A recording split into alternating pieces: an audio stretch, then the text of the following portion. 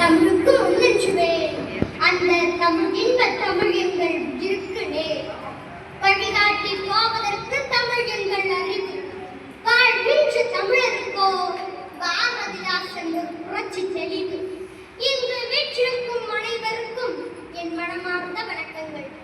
எல்லாருக்கும் எல்லாம் என்று இருப்பதான நிலைமை உருவாக வேண்டும் என கனவு கண்ட ஒரு புரட்சி கவிஞனின் பிறந்த நாள் தான் ஏப்ரல் 29 என்பதை நான் நினைவில் கொண்டு பாரதிதாசன் புரட்சி கவிஞர் ஏன் என்ற தலைப்பில் இப்பொழுது நான் பேச வந்துள்ளேன்.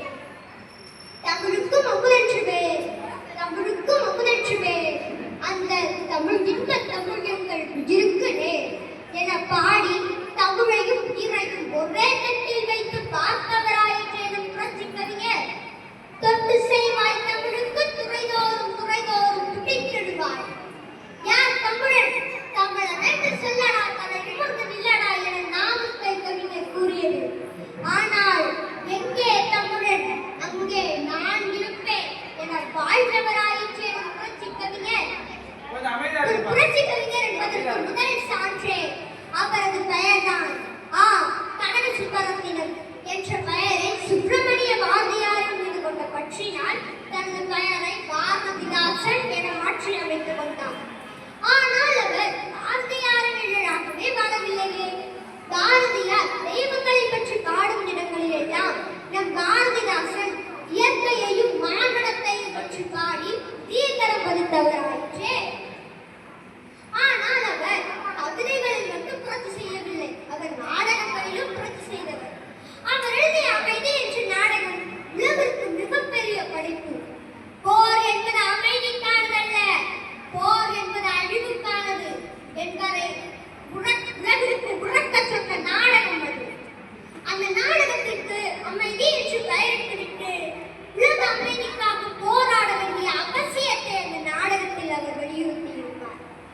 ஒரு கவிஞர் என்பவன் எப்படி உலகளாவிய மனிதாபிமானியாக இருக்க வேண்டும் என்பதற்கு அந்த நாடகம் ஒரு மிகப்பெரிய சான்றாகும்.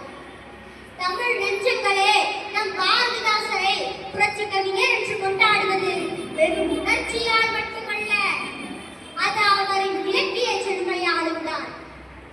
சமூகத்திற்காக இருந்த விடு மற்றும் குடும்ப விளக்கு தந்தார். நட்பிற்காகவும் பண்பாட்டிற்காகவும் சாகித்ய அகாதமி விருது பெற்ற பிசிராந்தையார் எனும் நாடகத்தை தந்தார்.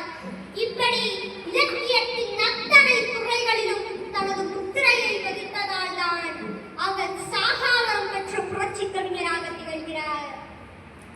ஒரு கவிஞர் என்பவன் கற்பனை உலகில் மிதப்பவன் மட்டுமல்ல, அவன் இந்த சமூகத்தின் நோய்க்கும் மருந்தளிக்கும் மருத்துவன் என்பதை நிரூபித்தவர். ஏன் அவர் புரட்சி கவிஞர் என்ற காரணம் தானே தெரிய வேண்டும். இதோ புரட்சிக்கு இலக்கணம் என்ன தெரியுமா? அது பழையனவற்றை பெயர் தெரிந்து புதியனவற்றை படைப்பது. நம் பாரதிதாசனும் அதைத்தான் தன் கவியால் எழுதியுள்ளார். பாரதிதாசனின் கவிதைகள் வெறும் ரசனைக்காக எழுதப்பட்டவை அல்ல, அவை இந்த சமூக மாற்றத்திற்கான ஆயுதங்கள். ஜாதி மதம் மூட நம்பிக்கைகள் எனும் விலங்குகளை வைத்தெடுத்ததால் தான் அவர் மாபெரும் புரட்சி கவிஞராக திகழ்கிறார். மற்ற கவிஞர்கள் இயற்கையை பற்றி வர்ணிக்கும் இடங்களில் அமைதியை பற்றி பாடுவார்கள். ஆனால் நம் புரட்சி கவிஞரோ அதில் ஒரு சமூக செய்தியை வைப்பார். உதாரணமாக அழகின் சிரிப்பு எனும் நூலில் கடலை பற்றி பாடுகிறார். கடலினை பார்த்தேன், அது கடலிற்று போயவில்லை என்று. இயற்கையை கூட அவர் போராட்ட களமாகவே பார்த்தவர். அதை போல நாமும் போராட்டத்தை ஓயவிடக் கூடாது என்று தோணிகள் பாடுவார். அவருக்கு மழையும் வெயிலும் கூட தமிழகத்தின் எழுச்சிக்காக போராடும் குறியீடுகளாகவே தெரிந்தனவாம். அவர் இயற்கையை தேவதையாக பார்க்காமல் மனித உழைப்பிற்கு துணை நிற்கும் மாபெரும் சக்தியாகவே பார்த்தது அவரது விஞ்ஞான புரட்சிதானே. அன்றைய காலத்தில் மூட நம்பிக்கைகளை தகர்த்த சஞ்சீவி பர்வதத்தின் சாரல் எனும் காவியத்தை படைத்தார்.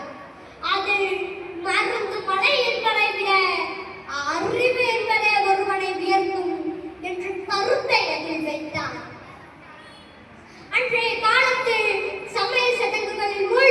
உலக மக்களை நோக்கி 2 மடி வெல்லும் 1 மடி மானம், அதாவது